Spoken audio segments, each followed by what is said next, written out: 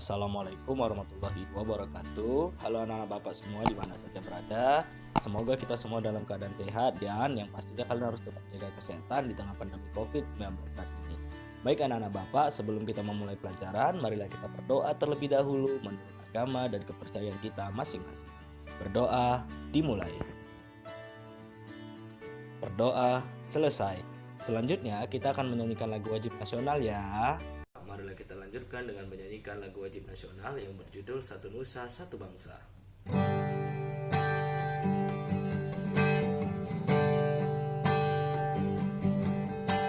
Satu nusa, satu bangsa, satu bahasa kita, tanah air pasti jaya untuk selama-lamanya.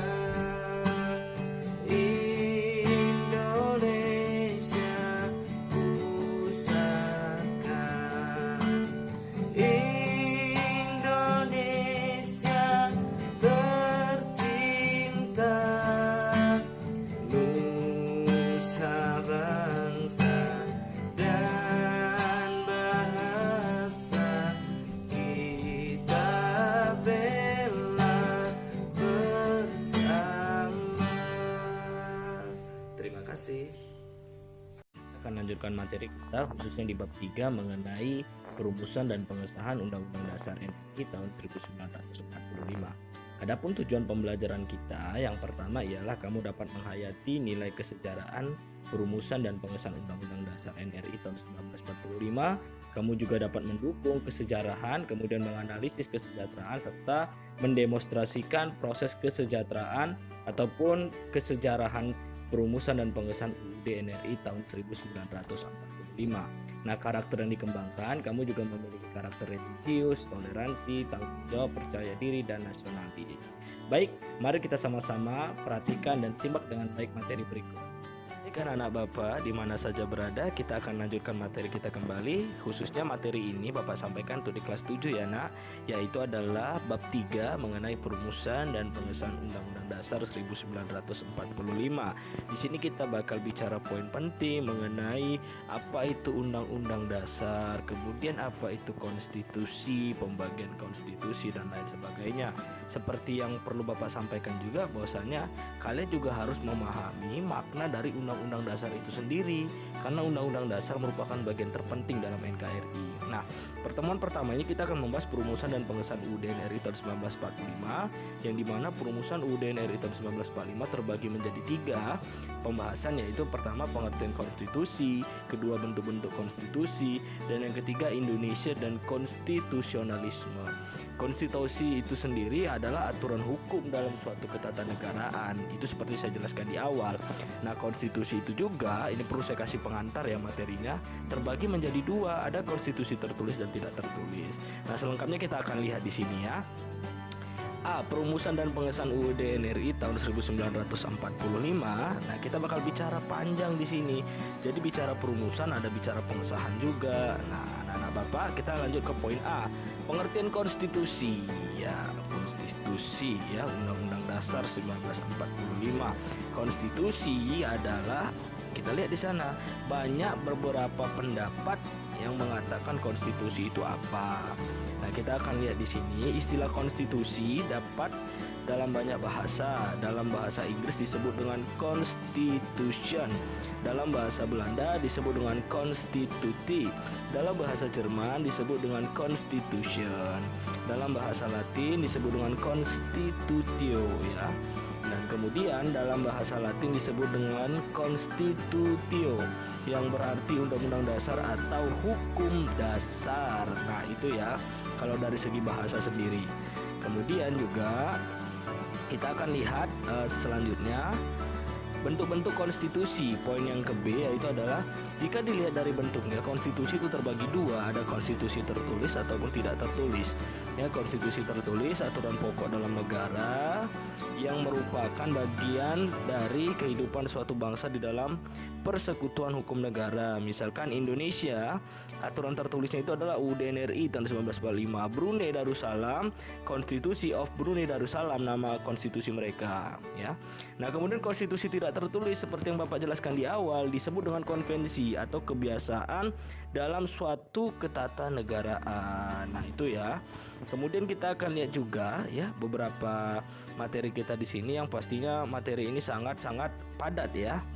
Nah, kemudian juga dilihat contoh dari konstitusi tidak tertulis yang sudah Bapak jelaskan, pengambilan keputusan di MPR. Ya, kemudian pidato presiden setiap tanggal 16 Agustus, ya. Itu merupakan dari bagian konstitusi tidak tertulis. Kita lanjut kembali, ya. Indonesia dan konstitusionalisme, apa sih keterkaitannya? Kita lihat ya. Menurut salah satu pendapat para ahli, Undang-Undang Dasar adalah naskah yang memaparkan rangka dan tugas-tugas pokok dari badan-badan pemerintahan suatu negara dan menentukan pokok-pokok cara kerja dari badan-badan tersebut. Maknanya apa? Jadi konstitusi itu terdapat naskah atau naskah itu berisi aturan-aturan yang nantinya bakal dipatuhi oleh seluruh bangsa dan masyarakat dalam suatu negara tertentu. Nah, fungsi yang khas dari Undang-Undang Dasar itu apa? Yaitu membatasi kekuasaan pemerintahan agar penyelenggaraan kekuasaan tidak bersifat sewenang-wenang. Bayangkan saja kita ini tanpa hukum, apa yang terjadi? Mungkin masyarakat Indonesia bisa berbuat suka-suka, mencuri diperbolehkan, membunuh diperbolehkan, itu kalau tidak ada hukum. Sedangkan ada hukum saja masih mampu melanggar ya. Contoh yang paling sederhana dalam berlalu lintas ya kan. Tapi itu bukan untuk dicontoh. Nah, kemudian negara Indonesia menganut paham konstitusionalisme. Siapa yang mengatakan itu? Yang mengatakan itu sendiri adalah Undang-Undang Dasar yang terdapat di dalam pasal 1 ayat 2 UUD NRI tahun 1945 yang mengatakan bahwasannya kedaulatan berada di tangan rakyat dan dilaksanakan menurut Undang-Undang Dasar. Kedaulatan itu berada di tangan rakyat. Artinya apa dari pasal 1 ayat 2 ini? Nah, kita bakal lihat ya arti dari pasal 1 ayat 2. Yang pertama, UUD 1945 memuat tentang paham-paham konstitusionalisme. Yang kedua, rakyat pemegang kedaulatan tertinggi yang terikat pada konstitusi. Jadi rakyat inilah yang memegang kekuasaan tertinggi. Meskipun ada presiden, tapi presiden bertanggung jawab kepada rakyat melalui DPR atau MPR. Kemudian kedaulatan rakyat dilaksanakan menurut Undang-Undang Dasar. Ya, semua itu diatur dalam UUD, tidak bisa tanpa adanya aturan yang jelas. Ya, seperti itu. Kemudian kita akan lanjut. Nah, kesimpulannya saja saya langsung sampaikan. Yang pertama, konstitusi adalah undang-undang dasar, ya, atau aturan hukum dasar dalam suatu ketatanegaraan. Konstitusi terbagi dua, konstitusi tertulis dan tidak tertulis, ya. Tidak tertulis itu contohnya konvensi, kalau tertulis itu contohnya Undang-Undang Dasar 1945. Nah, negara Indonesia menganut paham konstitusionalisme sebagaimana ditegaskan dalam pasal 1 ayat 2 UUD NRI tahun 1945. Baik anak-anak Bapak, mungkin itu saja yang bisa Bapak sampaikan. Semoga kamu bisa lebih memahami materi yang ada. Namun, Bapak juga perlu mengingatkan setelah kamu menonton video ini, jangan lupa kamu untuk subscribe dan like serta yang pastinya tekan tombol lonceng yang ada di channel YouTube saya demi berkembangnya channel YouTube saya dan kemajuan kita dalam proses belajar mengajar saat ini. Nanti saya bakal cek ya siapa yang udah subscribe.